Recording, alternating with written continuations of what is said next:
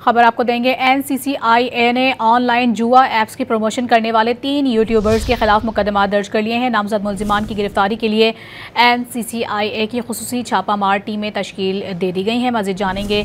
Don news के नुमाइंदे वसीम रियाज हमारे साथ मौजूद हैं। वसीम, तफसीलात से आगाह कीजिएगा।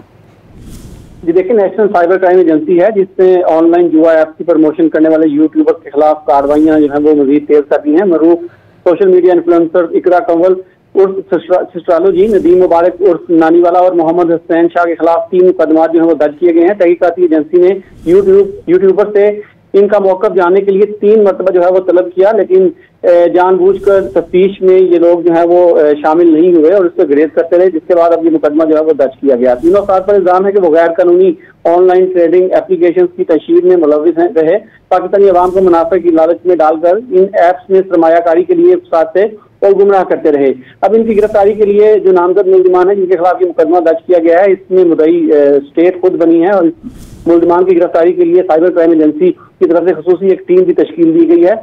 इससे कबल रजब भट्ट में 3 यूट्यूबर पर जो है वो पहले ही मुकदमा जो है वो दर्ज किए जा चुके हैं और उनकी गिरफ्तारी के लिए भी इक़दाम जो है वो किए जा रहे हैं। जो मुलजिमान मुल्क से फरार हैं, इंटरपोल की मदद से उनको पाकिस्तान लाने के लिए इक़दाम जो है वो किए जाएंगे और फिर इस कार्रवाई को आगे बढ़ाया जाएगा। जी, बहुत शुक्रिया वसीम।